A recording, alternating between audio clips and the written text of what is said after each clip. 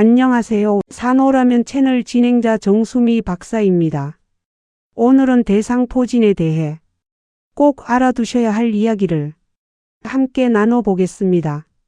많은 분들이 대상포진이라고 하면 피부에 물집이 띠처럼 생기는 병, 이 정도로만 생각하십니다. 그런데 실제로는 물집보다 먼저 통증이 오는 경우가 많습니다. 그래서 허리 삐끗한 줄 알고 참고 계시다가 며칠 뒤에야 이게 대상포진이었구나 뒤늦게 아시는 분들이 의외로 많습니다. 저도 나이가 들수록 건강은 아프고 나서 챙기는 것보다 이상 신호가 왔을 때 빨리 알아차리는 것이 훨씬 중요하다는 걸 더 느끼게 됩니다. 오늘 영상은 바로 그 부분을 조곤조곤 짚어드리려고 합니다. 대상포진이 왜 어르신에게 더 조심해야 하는지, 처음에 어떤 신호로 오는지, 집에서 뭘 보고 판단해야 하는지, 언제 병원으로 가야 하는지, 그리고 가족이 부모님께 어떤 말을 건네면 좋은지까지 하나씩 같이 보겠습니다. 대상포진은 수두- 대상포진 바이러스가 몸속 신경절에 잠복해 있다가 다시 활성화되며 생기고 고령자일수록 합병증과 대상포진 후 신경통 부담이 커질 수 있습니다. 대상포진이 무서운 이유는 단순히 피부병처럼 끝나는 경우도 있지만 통증이 오래 남을 수 있고 생기는 위치에 따라서는 눈, 귀, 얼굴 신경까지 건드릴 수 있기 때문입니다.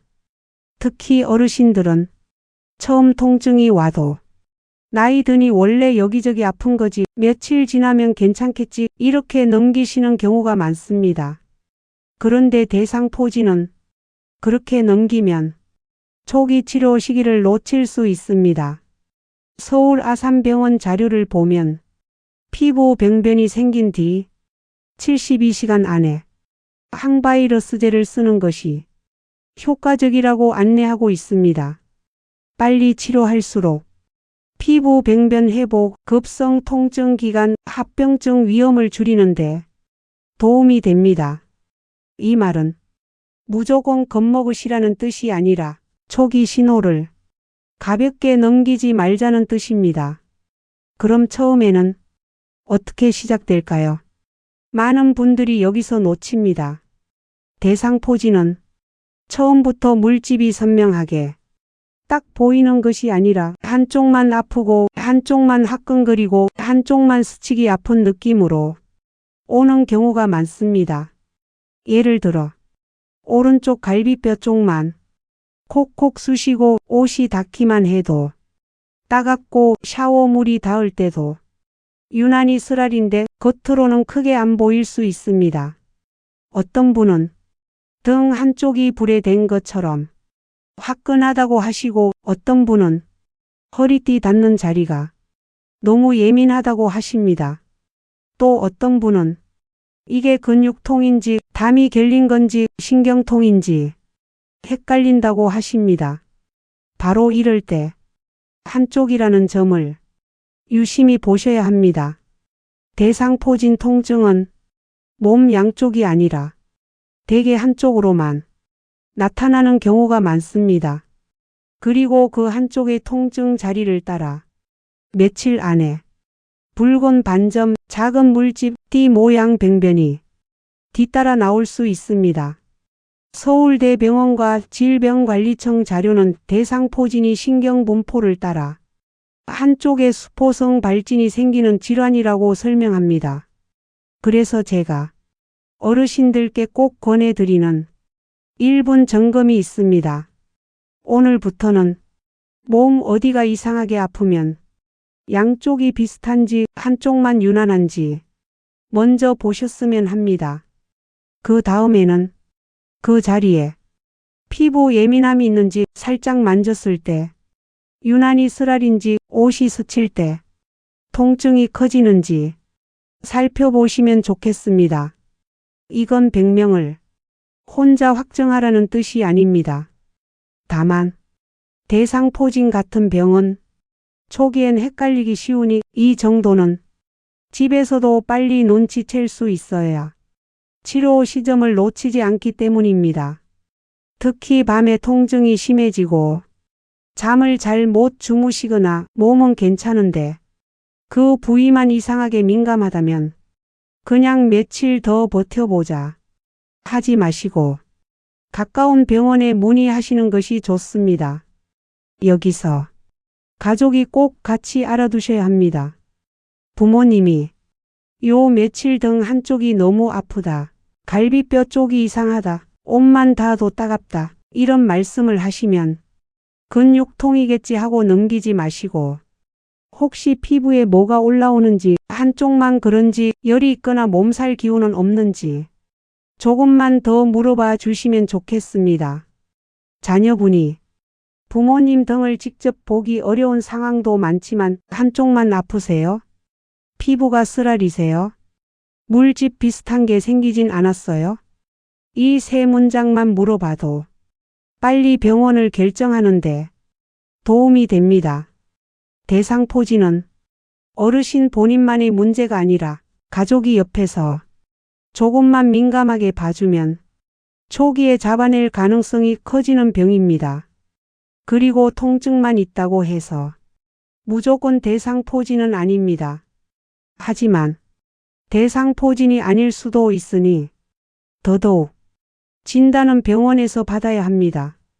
중요한 건 참고 지켜보는 시간만 길어지지 않게 하는 것입니다.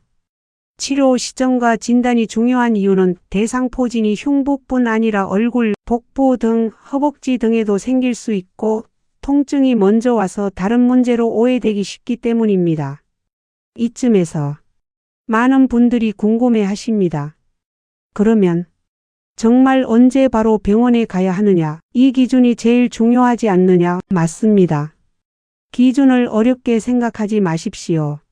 한쪽 통증이 새롭게 생겼는데 피부가 예민하고 붉은기나 작은 물집이 조금이라도 보이면 가급적 그날 늦어도 빠른 시일 안에 진료를 보시는 쪽이 좋습니다.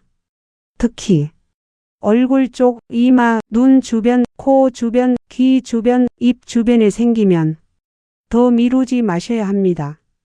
눈 주변 대상포진은 각막염이나 안구 합병증으로 이어질 수 있고 귀 주변 대상포진은 얼굴마비, 어지럼, 청력 저하 같은 문제와 연결될 수 있습니다.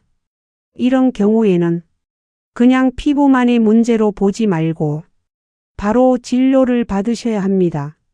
서울대병원은 눈 주변 대상포진이 홍채영각막염과 실명 위험으로 이어질 수 있다고 설명하고 국가건강정보 포털은 람세이-헌터 증후군에서 귀 통증과 수포, 얼굴마비, 어지럼증, 청력 소실이 동반될 수 있다고 안내합니다. 또 한 가지는 통증의 세기입니다.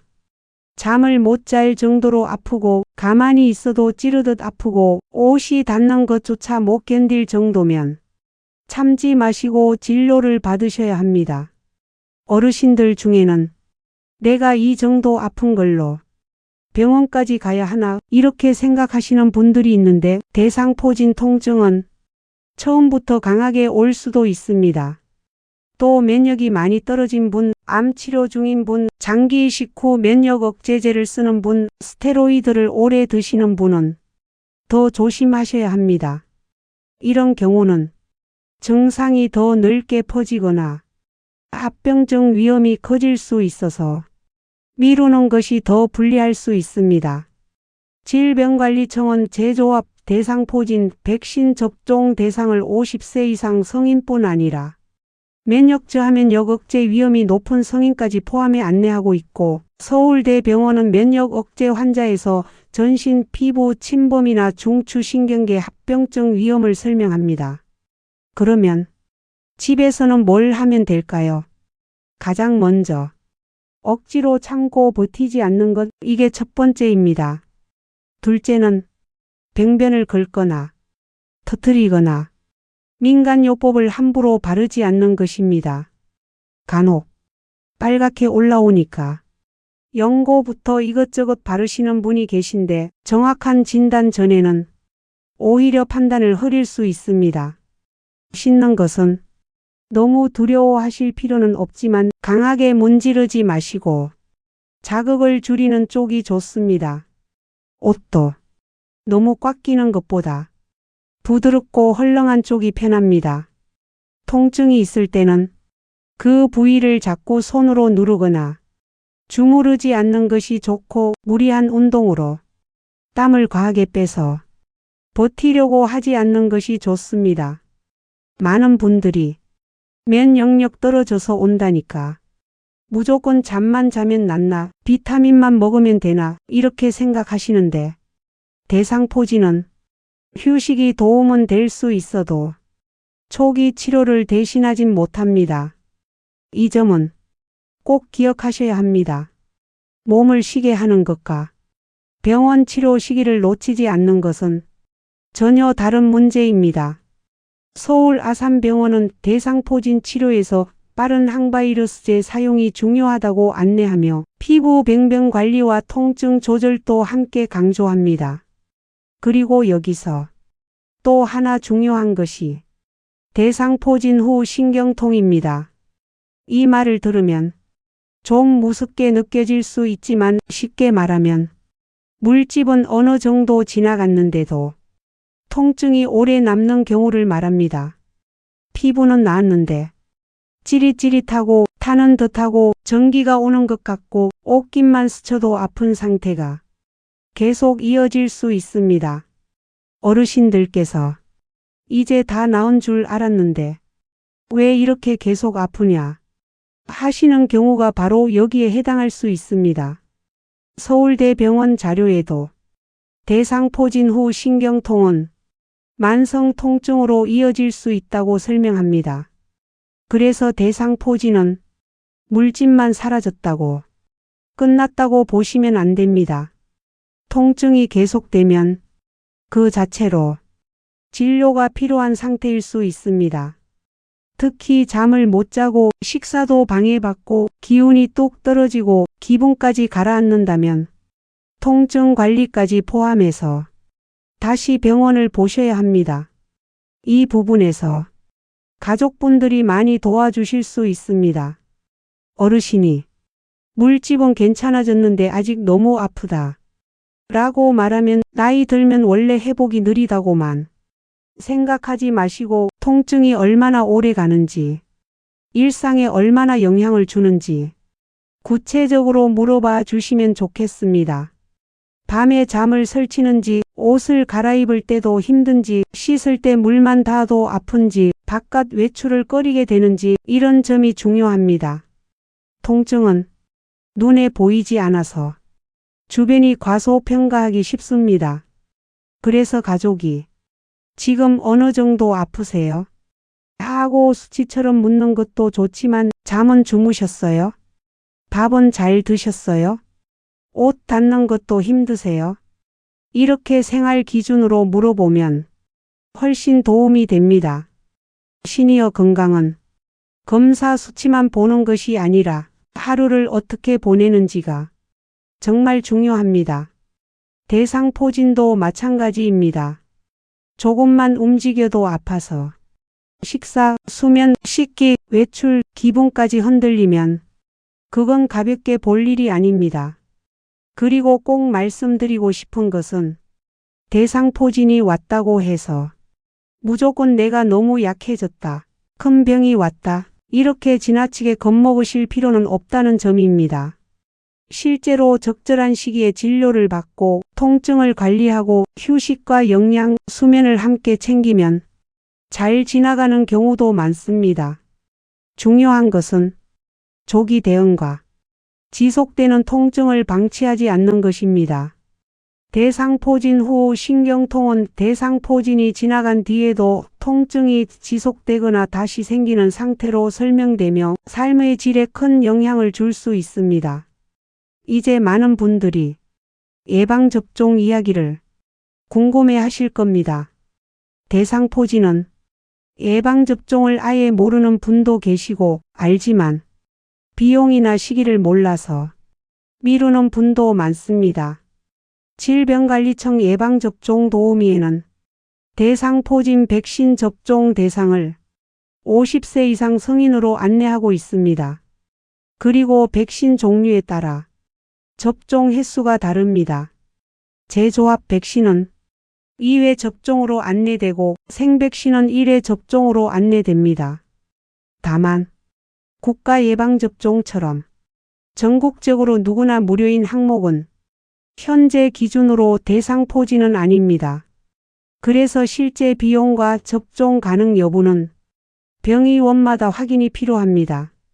심사평가원도 대상포진 예방접종 비급여 비용이 기관별로 차이가 있을 수 있다고 안내한 바 있습니다.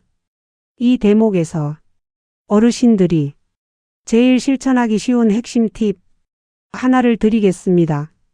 집에서 달력이나 메모장에 예방접종 확인 항목을 한 줄 만들어 두십시오. 독감은 맞았는지, 폐렴구균은 확인했는지, 대상포진은 상담했는지 이렇게 적어 두시면 됩니다. 건강은 생각날 때 하는 것이 아니라 적어두고 확인할 때 실행이 됩니다. 특히 자녀분들은 부모님께 이번 달 병원 가실 때 대상포진 백신 상담도 같이 물어보세요. 이 한마디만 드려도 실행률이 훨씬 높아집니다. 건강관리는 거창한 결심보다 작은 체크가 더 오래 갑니다. 제가 늘 말씀드리고 싶은 것도 바로 이런 생활의학적인 부분입니다.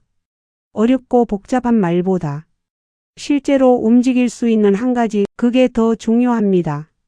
그리고 혹시 이미 대상포진을 앓으신 적이 있어도 다시 생길 수 있는지 걱정하시는 분도 계십니다. 서울대병원 자료에서는 바이러스가 잠복 상태로 남아있다가 재활성화되면 다시 대상포진이 생길 수 있다고 설명합니다. 그러니 예전에 한번 걸렸으니 이제 끝이다 이렇게 단정하지 마시고 본인 상태에 맞는 예방 상담을 받아보시는 것이 좋겠습니다. 끝부분에 가장 중요한 체크 포인트를 짧게 다시 말씀드리겠습니다. 한쪽만 유난히 아프고 피부가 예민해지면 그냥 근육통으로 넘기지 마십시오. 붉은 반점이나 물집이 생기면 가급적 빨리 진료를 받으십시오. 눈, 코, 이마, 귀 주변이면 더 서둘러야 합니다. 물집이 지나가도 통증이 오래 남으면 참지 말고 다시 상담을 받으십시오. 그리고 평소에는 예방접종 상담, 충분한 수면, 무리하지 않는 생활, 영양관리 같은 기본을 챙기시는 것이 좋습니다. 초기에 신속한 항바이러스 치료, 눈기, 주변 병변의 주의, 예방접종 상담은 공식 상급 병원 자료에서 공통으로 강조되는 핵심입니다. 오늘 말씀드린 내용은 어르신들께서 대상포진을 조금 더 빨리 알아차리고 조금 덜 고생하시도록 도와드리기 위한 일반적인 건강 정보입니다. 실제 증상이 있거나 통증이 심하거나 눈과 귀 주변 증상이 있다면 반드시 병원 진료를 우선하셔야 합니다. 다음 영상에서는 어르신들이 자주 겪지만 대수롭지 않게 넘기는 손발 저림과 혈액순환 신호에 대해 함께 이야기해 보겠습니다. 오늘 이야기는 여기까지 하겠습니다. 구독과 좋아요 꼭 부탁드립니다. 어르신들 몸이 보내는 작은 신호를 가볍게 넘기지 마시고 건강 잘 챙기셨으면 좋겠습니다. 오늘도 기분 좋은 하루 보내시기 바랍니다.